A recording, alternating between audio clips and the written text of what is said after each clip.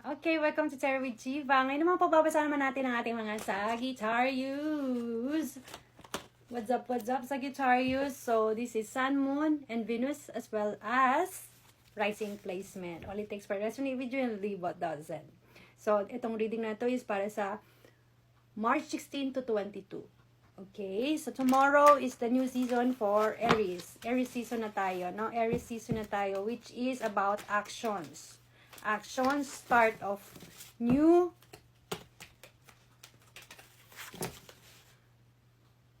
ano ba? Let's say, sabay natin na fresh start, no? Ito na yun eh. Ito na yung panahon para mag-start ng mga bagong gusto mong gawin for your long term. No? Ito na yun eh. Fire, Aries, and Fire, Horse. Let's see kung anong mga ganap-ganap na mangyayari dito sa mundong to at sa ating mga tao, no? So first bibigyan muna kita ng iyong cosmic energy, no? Sa iyong love, career, and finance, and then i-clarify natin yung mga lalabas na energy na yon.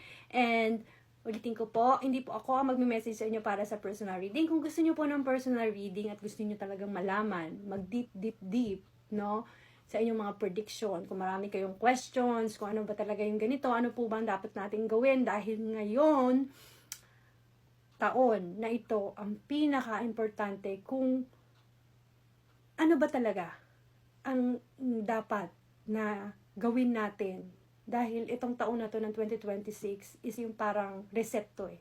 This is the new cycle. Ito yung reset ng ating planeta, reset ng ating parang let's say na lang ng parang human evolution, no?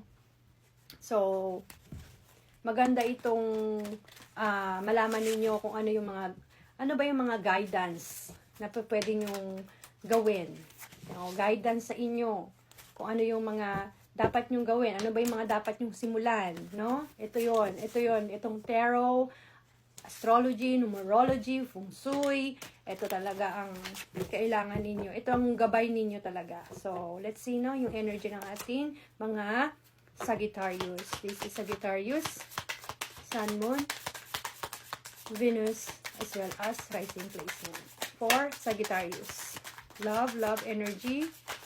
Love energy, please.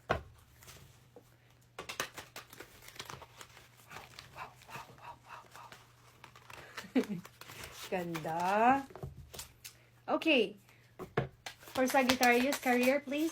Career please for Sagittarius. And for finance please. For Sagittarius. Alright. So, alright. Sa iyong love, you have the light. Which is from darkness to light. Or, no? Keep your inner light shining. No, keep your inner light shining. As a Sagittarius, you always want adventure, you always want something new. Magaling kang mag-try ng maraming bagay. Magsimula ng maraming bagay. So sabi sa iyo, sa love mo, in a relationship mo din, keep the light shining sa iyong inner or sa iyong external, mismo sa iyong soul, sa iyong loob, no? Pangloob mo. And then sa career mo, you have awakening, no? Awakening. Sa career mo, see, awakening is about maintain awareness. Be present in every moment of your, yung mga ginagawa mo sa iyong career, no? No? Maintain mo lang yung awareness mo dito. So, you have naman, sa finance mo, you have naman support, no? Sa finance, you may seek support, but you don't have to bear everything alone, no? Hindi mo kailangan dalihin lahat.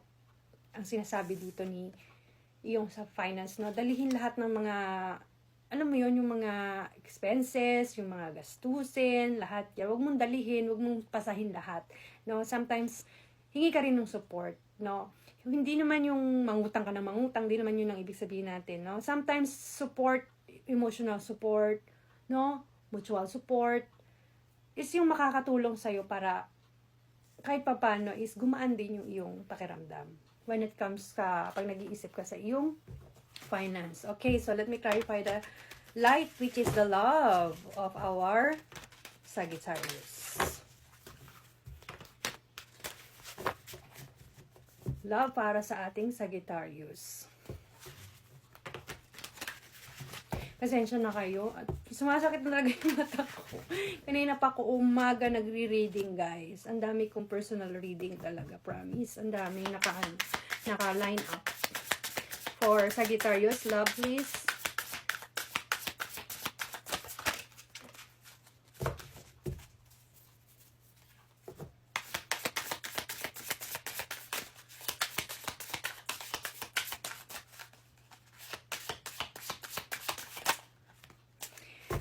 Wow! Sa iyong love, you have the Ace of Cups, you have the Fool, you have the Magician, and you have the Lover. Okay? So, looks like, no, ito yung panahon para magpatawad ka na. Patawarin mo na. If you are in a relationship, patawarin mo na yung, at intindihin mo na yung mga taong nanakit sa'yo noon when it comes to your love and relationship, no?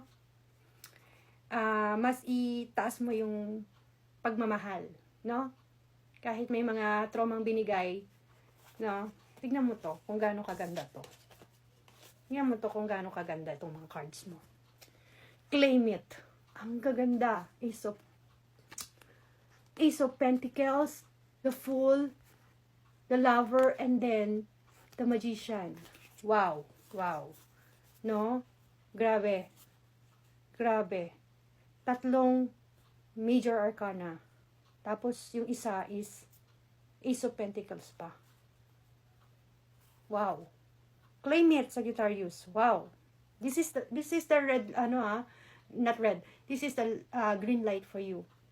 So, sa tingin ko, no, sa pagdating sa relasyon, ito na yung panahon para patawarin yung mga taong nanakit sa'yo. Huwag mo nang dalihin to ngayon sa bagong mong new beginning, no? At unawain mo na lang. Para naman sa mga single, ang dahil papasok na tayo sa bahay ni Aries, no? Aries season, huwag masyadong magmamadali, no? Kasi, mas malakas yung flirty energy ng mga single, eh. No? Huwag mo siya masyadong magmadali. Huwag matakot na ipakita ang iyong pagiging adventurous at palakaibigan, no? Wow! Na-speechless na naman ako sa inyo, mga Sagittarius, sa totoo lang. Nai-speechless ako, ha? Okay, let's, naman dito sa iyong awakening, no? Ano ba itong awakening? Ano ba yung sinasabi ditong awareness, no? Sa every moment mo sa iyong career, no?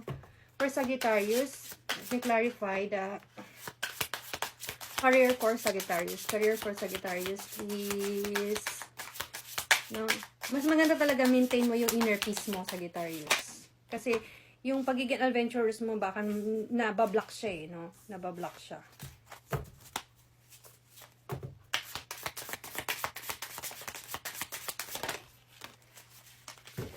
Okay. Pagod na pagod na yung aking kamay, Inday. Panay ang aking, spreading today. So you have the Seven of Cups, you have the Eight of Cups, and you have the Page of Cups. Also, you have the Queen of Swords. So sa career, no, be creative daw. Pero awareness din dahil meron ka ditong the Eight of Cups. Dahil ikaw ay magsisimula at maghahanap ng iyong talagang gusto, no? Iyong talagang gusto. Yun talagang gusto at no, marami kang gusto, nalilito ka kung saan mo sisimulan, ano ba talaga yung magiging leader ka talaga rito. Ito ang sinasabi kasi. Dahil meron tayong new moon in Pisces, no? So, ang ruling planet mo kasi si Jupiter. So, you always have opportunity wherever path you go. Sagittarius, no? And nakikita ko si Queen of Swords nandito at saka si Page of Cups. Maganda dito yung mga branding. Simulan mo, i-try mo yung mga branding na negosyo, no? Dahil mahilig ka sa mahilig ka din sa mga luxuries, eh. Nandun ka sa mga luxuries vibe mo, eh. No? Sagittarius.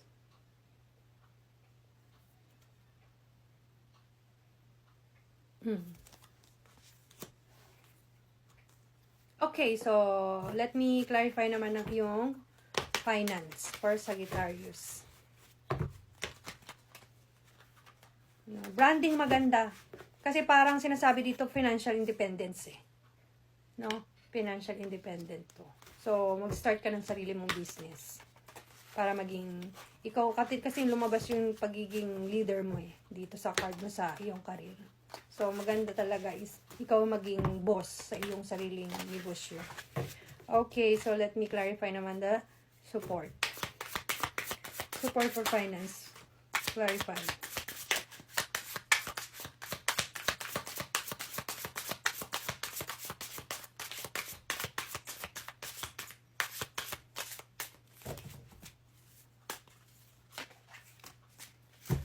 Okay, you have the Two of Pentacles, you have the King of Pentacles, and you have the Nine of Swords. Alright, so, meron kang mga financial stress, no? Dahil dito, no, kay Ten of Swords, may mga financial stress ka sa work, no?